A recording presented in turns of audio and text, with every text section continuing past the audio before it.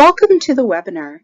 My name is Amanda Marshall and I'm the Learning Commons Coordinator for NSCC.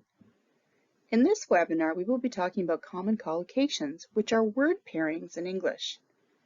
At the end of the webinar, I will show you some resources that will help you to continue to improve your language skills. Today's objectives are to explain collocations, to examine the importance of collocations, identify types of common business and everyday collocations, and finally, to practice using the collocations we see during this webinar. Let's get started. Let's get warmed up by taking a look at these pictures. What's happening in the pictures?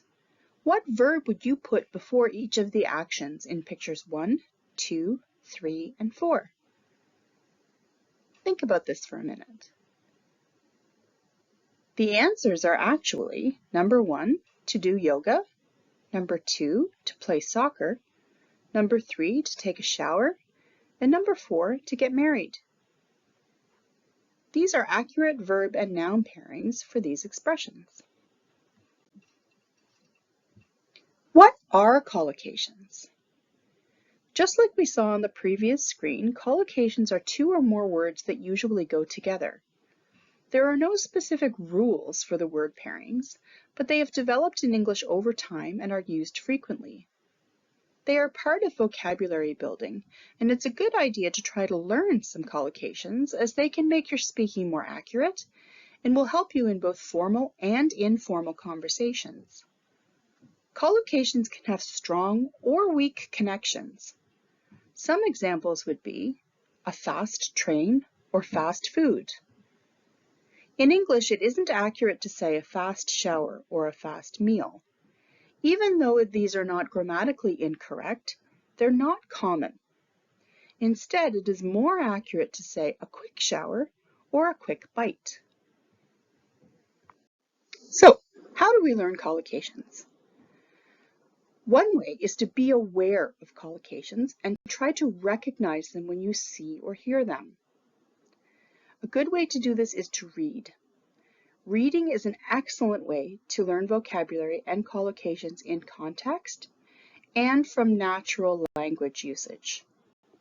Try to notice patterns while reading. Using a collocations dictionary in hard copy or online can also be a great way to learn more about English collocations or word pairings. Also try learning collocations in groups. For example, learn them by topic. Collocations for time, number, weather, money, family, or by a particular word. For example, to take action, take a chance, or take an exam. Try to stay away from direct translations. Sometimes direct translations are not accurate, especially with collocations, phrasal verbs, and idioms. By practicing as much as you can in English, this will also help you to continue to develop your language skills. We can also think about collocations by sound. When you hear the examples below, what do you think? Do you think they sound accurate? Or is there another pairing that would sound better? Let's listen. Say a lie, make an order, study deeply, popular reputation, did a strike, or at the beginning. Actually, all of these, while not grammatically incorrect, are not accurate English word pairings. Here's what is more common.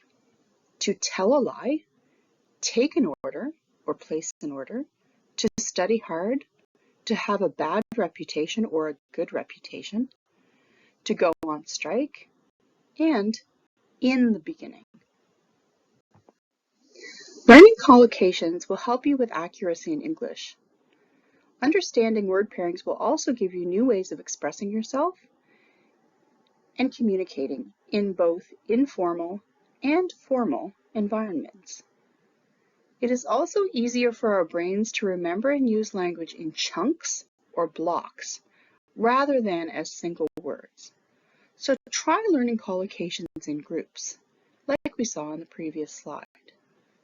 Learning collocations can help you with speed while speaking, understanding, and communicating.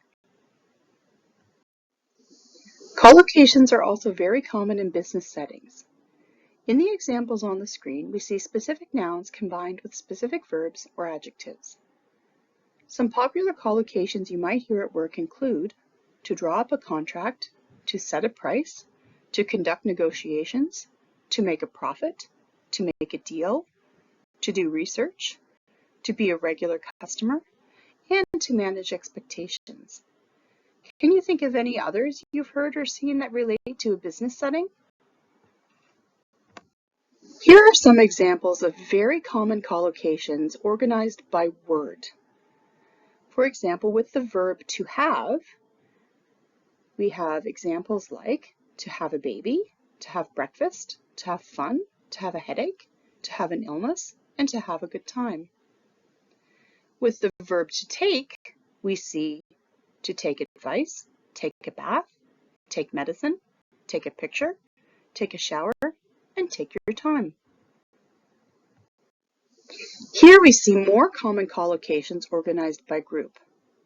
With the verb to get comfy or get comfortable, to get a call, to get fired, to get a shock, to get together, to get a degree, get married, and get ready for something. With say, we have say hello, say yes, say no, say nothing, say something, or to say for certain. Here we see the verb to make breakfast, to make a cake, make a mistake, make some tea, make a wish, and to make a complaint.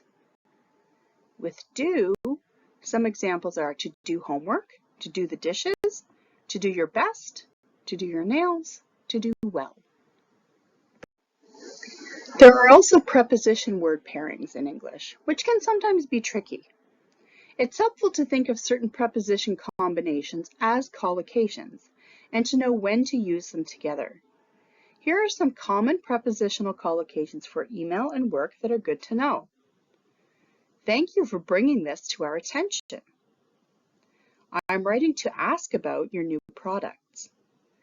Please contact me at your earliest convenience. We apologize for the inconvenience. Could you look at this for me? I need to check with my supervisor first. Some other examples of common preposition collocations. To agree on, to count on, to matter to, demand for, by mistake, to be good at, to do something in advance. For example, I spilled my coffee by mistake. Let's see if we can come up with 3 collocations for each of the below.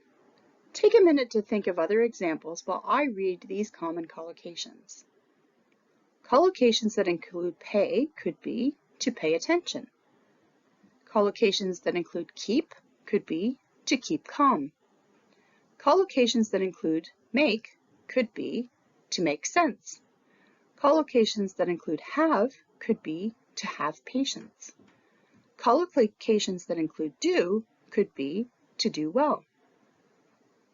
Some additional answers might be to pay it forward, pay day, to pay up, to keep going, keep notes, or keep it up, to make something up, make a choice, or make a comment, to have coffee, have a fight, or have an operation, to do a report, to do badly, or to do better.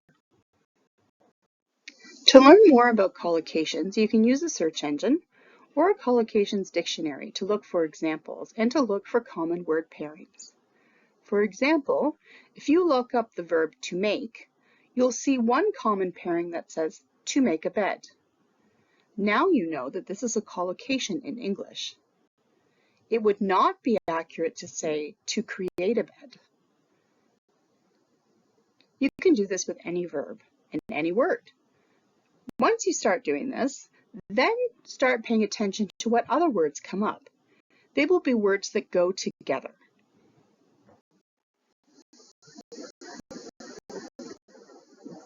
Thank you for coming to the webinar. There are many available resources for NSCC students. Please take some time to explore them. Visit the NSCC English as an Additional Language, or EAL page to view the schedules for upcoming EAL webinars, to book an appointment with an EAL support specialist, and to use the EAL guide for additional resources to help increase your language learning. You can also find all of these resources on the Learning Supports Connect page and via the link on the screen.